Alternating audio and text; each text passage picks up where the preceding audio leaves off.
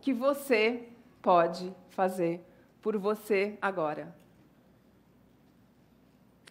Há 5 anos e meio, eu fiz algo por mim.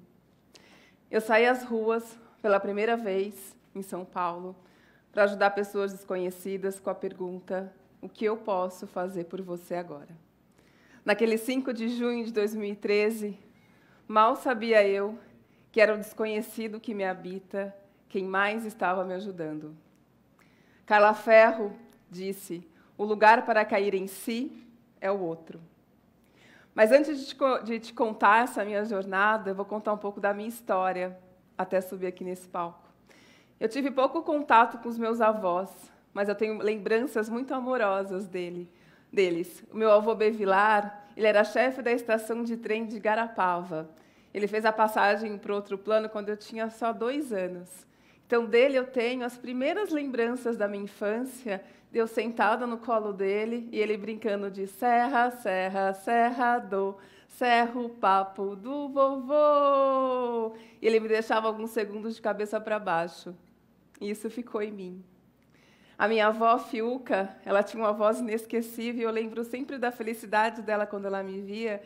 E ela ia para minha casa em Batatais, e quando ela chegava lá, ela pegava todos os saquinhos de leite, lembra daqueles saquinhos de leite? Ela lavava bem lavado, colocava todos nos azulejos da cozinha, assim, minha mãe ficava louca, mas ela falava assim: eu vou levar para o Hospital do Fogo Selvagem. E isso também ficou em mim. O meu avô, Capitão Manuel Carneiro da Cunha, ele tem uma rua em Ribeirão Preto com esse nome, o que é orgulho para toda a minha família. O meu avô lutou na Segunda Guerra Mundial e ele tinha um caroço na cabeça. E quando eu era criança, eu achava que ele tinha levado um tiro de canhão. E eu contava isso para todo mundo. Na verdade, ele tinha levado só um estilhaço de granada. Quando eu era pequena, eu adorava inventar vários mundos e eu vivia nesses mundos. E isso ficou muito em mim. A minha avó Maria da Conceição, eu não a conheci.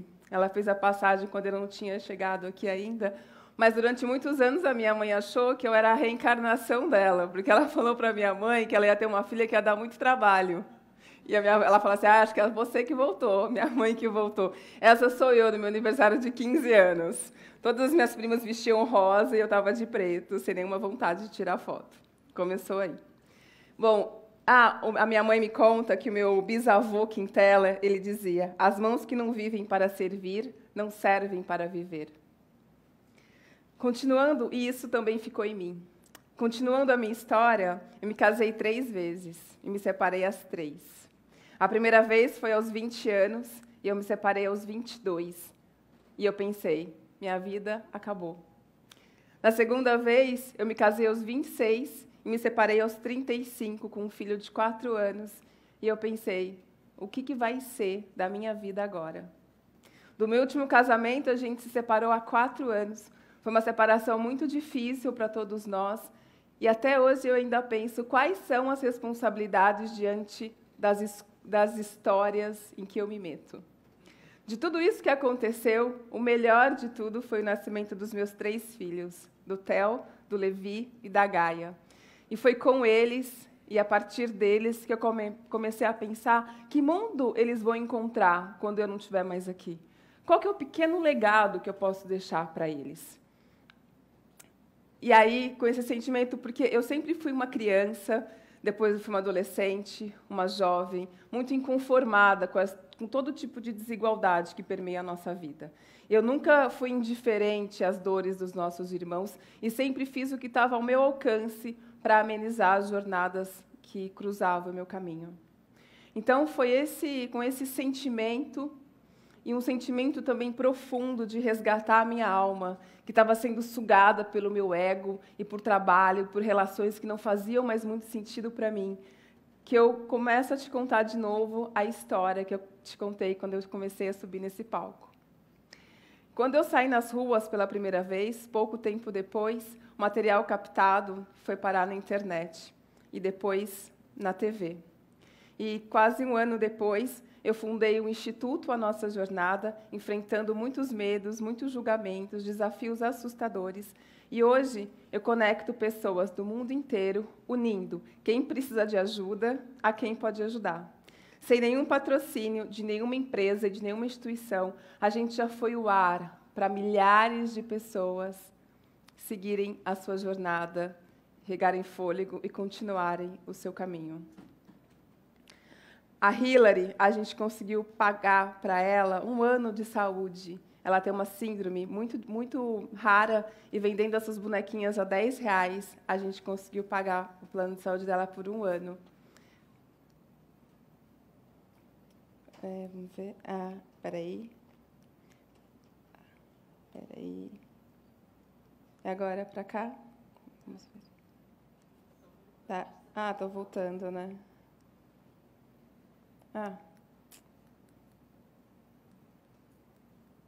Aqui.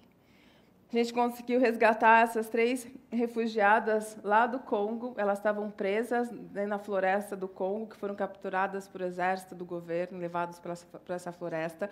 Essa jornada chegou até nós. A gente conseguiu arrecadar um dinheiro aqui, conseguimos comprar essas meninas de volta, tiramos o passaporte delas 3 e do pai, e a gente está tentando trazê-las para o Brasil. A gente, nesses últimos 5 anos e meio, aquecemos muitos irmãos em todos os invernos que passaram por nosso caminho. A gente conseguiu montar uma marca de roupa chamada Cabiria, lá na África, no Quênia, com refugiados do Congo que chegavam lá.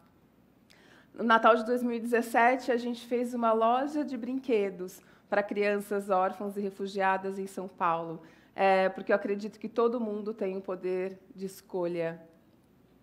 A gente dá aula de inglês todos os sábados no Jardim Ibirapuera, em São Paulo. A gente acolhe todos os refugiados que chegam até nós, através do projeto Bem-vindo, Você Chegou em Casa. A gente dá aula de português todos os sábados, recolocamos eles no mercado de trabalho, damos casa, carinho e o que mais eles precisarem. Nesses últimos 5 anos, a gente realizou muitos sonhos. A gente consegue pagar e viabilizar 3 faculdades. A do Adriano em medicina lá em Salvador, o Jacob em psicologia no Quênia e o Fred em São Paulo, de gestão ambiental. A gente oferece café da manhã todos os sábados para moradores de rua em São Paulo. Estamos criando uma cooperativa de costura, resgatando famílias que vivem ainda na escravidão, da exploração da indústria têxtil. Essa jornada foi muito importante para mim. Eu estava na minha casa um dia, recebo um e-mail de uma pessoa dizendo: eu tenho 3 crianças dormindo aqui e a minha geladeira e a minha despensa estão assim. Elas só estão comendo na escola, eu gostaria muito que você me ajudasse. Eu falei, eu não prometo que eu vou conseguir, mas eu prometo que eu vou tentar. E aí eu tentei e comecei a mandar várias mensagens. 1 semana depois, ela me manda essa mesma foto da geladeira e da despensa. E eu falo, a gente ajuda uma única vez cada pessoa, para você pegar o fôlego e continuar a sua jornada. Tudo que eu faço, isso que eu faço é ativismo, e o ativismo está em nossas mãos. E foi andando de mãos dadas com essas pessoas e com outras tantas pessoas, e ouvindo essas e outras tantas histórias, que eu comecei a encontrar as respostas para a minha vida nesse movimento de cuidar do outro, de olhar para o outro. Porque é só quando a gente olha para o outro com compaixão é que a gente realmente se olha. E quando eu te conto essas histórias, e as histórias dessas pessoas, você não me acessa, nem acessa essas pessoas, mas você acessa, sim, o ser ilimitado que te habita. Agora, como é que eu fiz tudo isso, né? Já que eu não tenho bens materiais, eu moro de aluguel, meu carro é 2011, financiado em 60 vezes. Meus filhos têm bolsa escolar, eu pago um preço bem alto por alguns encontros e por ter sido um pouco ingênua e inexperiente em alguns encontros que eu fiz pela minha vida. Antes de te contar como que eu faço o que eu faço, eu preciso te dizer, primeiro eu tenho vários empregos, eu faço várias coisas, eu sou roteirista, diretora artística, vendo coisas, faço palestras, porque eu ajudo muita gente. Mas antes de te contar mais sobre isso, eu preciso te dizer que, enquanto eu era reconhecida por fazer o bem, o que para mim não é mais do que precisa ser feito, a minha vida pessoal desmoronava. Eu saía do meu 3º casamento de uma forma muito violenta e eu estava à beira de uma falência financeira, o que realmente aconteceu. Em 2016, eu estava em casa com os meus filhos e eu abri a geladeira para dar lanche para eles à tarde e só tinha 3 fatias de pães e uma maionese na geladeira. Atrasaram vários cachês que eu tinha para receber naquele mês. E eu falei, o que eu vou fazer? Eu fiquei muito assustada naquele momento. E aí eu lembrei que os meus filhos tinham 3 cofrinhos. 2 cofrinhos cada um. 6 cofrinhos. Peguei todos os cofrinhos, coloquei em cima da mesa. Comecei a juntar as moedas, deu R$350 de moedas. E aí foi tão instintivo que eu peguei o telefone, liguei no orfanato perto da minha casa, falei, o que vocês estão precisando? E ela falou, a gente precisa de biscoito, a gente vai dar café da tarde para as crianças, só tem café com leite. Eu peguei e comecei a parar todas as moedas, peguei R$300, coloquei numa sacola, e aí R$50 na outra, fui na padaria trocar, fui no supermercado, comprei R$50 de biscoitos e comprei R$300 de comida lá para casa. Aquele dia eu fiquei bastante assustada, mas eu entendi várias coisas. Entendi que mesmo quando você acha que você não tem nada para compartilhar, você tem, sim, para compartilhar. Aprendi que mesmo aquele dia eu não ia conseguir alimentar 3 crianças e alimentei 43 crianças. Aprendi que se não são as dificuldades, a gente não sai do lugar. Quando que eu ia imaginar que na minha casa tinham R$350 de moedas? E principalmente eu entendi que quando a gente cuida do outro, o universo cuida da gente. E foi vivendo esses aprendizados dolorosos, assustadores, que eu sigo a minha jornada e a jornada com o meu instituto, com o nosso instituto, assim, oferecendo o meu melhor, aquilo que eu posso, aquilo que eu dou conta naquele momento. Diante da expectativa do outro, ele sempre acha que você pode fazer melhor. Talvez amanhã eu possa fazer diferente, com os recursos que a vida me oferece a todo instante. Esse é o grande segredo. Faça sempre o seu melhor. Faça o que você dá conta. Tudo muda, o tempo todo. Eu não sou mais a mesma pessoa que subiu nesse palco, nem vocês são as mesmas pessoas que chegaram aqui, nem somos as mesmas pessoas que vão voltar para casa. Se você acha que você poderia ter feito diferente alguma coisa que você fez ontem, é porque você já não é mais aquela pessoa. E lembre-se, tudo passa. Busco profundamente o autoconhecimento, porque é só quando a gente se conhece que a gente consegue conhecer o outro, respeitar o outro. O autoconhecimento nada mais é do que você descobrir os seus limites, redescobrir o ser ilimitado que te habita e, principalmente, perceber o que a sua sombra tem para te ensinar. Compartilhe o que você tem. E compartilhar não é dividir, é partilhar. Quanto mais você partilha, mais bênçãos e prosperidades chegarão até você. Quanto mais você compartilha o que você tem, mais você tem aquilo que você compartilha. Entregue seus sonhos ao poder supremo que nos rege. Trabalhe na direção deles, mas não fiquem obcecados por eles. Aprenda, ensine, ajude o outro a reconhecer o que ele tem de bom. Cada vez que a gente julga alguém, a única coisa que a gente faz é expressar a nossa própria opinião. E isso é uma perda de tempo, uma perda de energia. Cada vez que a gente julga alguém, a gente simplesmente coloca no outro coisas que você não conseguiu resolver em você mesmo. Nunca faça promessas que não possa cumprir. Tenha compaixão por todos os seres que cruzarem o seu caminho. Todos os seres. Porque ou eles estão passando, ou eles vão passar, ou eles passaram por uma dor muito profunda, assim como você. Por isso, seja o ar para a pessoa pegar fôlego e continuar a sua jornada. E não se esmoreça diante da menor possibilidade de ajudar um ser vivo. Nada é nosso. Nem o ar que a gente está respirando agora é nosso, porque a gente tem que devolvê-lo para o universo. Assim, são todas as coisas. Tudo o que é teu não é teu.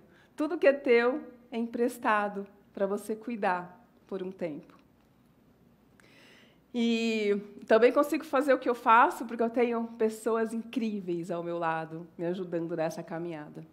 E 90% das pessoas que me ajudam e que pedem ajuda são mulheres. Então, a nós, mulheres, e a todo o sagrado feminino que mora em todos nós, eu quero lembrar de um livro da Clarissa Pinkola Estes, Mulheres que Correm com os Lobos, que ela diz... Ela diz: não se desgaste com a raiva, muito pelo contrário, Muito pelo contrário, pegamos forças dela. Não sejamos espertas e usemos nossos talentos femininos. Seja como a velha na cadeira de balanço que embala uma ideia até que ela volte a remuçar. Seja como a mulher da história do urso da meia-lua que aprende a ver além da ilusão. Não se distraia queimando fósforos e fantasias como a pequena menina dos fósforos. Não desista até encontrar a real família a qual pertence, como o patinho feio. Como a donzela sem mãos, deixe que o coração paciente a guie floresta fora. Como La Loba, recolha os ossos dos valores perdidos e cante-os para devolvê-los à vida. Perdoe tanto quanto puder. Esqueça um pouco e crie muito. O que você faz hoje influencia suas descendentes no futuro. As filhas das suas filhas irão provavelmente lembrar-se de você. E o que é mais importante, seguir o seu exemplo. Eu desejo que vocês escolham as suas histórias com sabedoria e que as aceitem. Aceitem os desafios, as perdas, aceitem as alegrias, as tristezas, aceitem as bênçãos que te esperam. Aceite você, suas falhas e suas vitórias. Porque quando nós nos aceitamos, a vida fica mais leve de ser vivida. E honre seus amores, honre sua casa, seus pais, honre seus filhos, honre seus amigos, sua família. E não percam os seus sonhos de vista. Porque não há nada mais potente do que uma ideia em que o tempo chegou. Obrigada.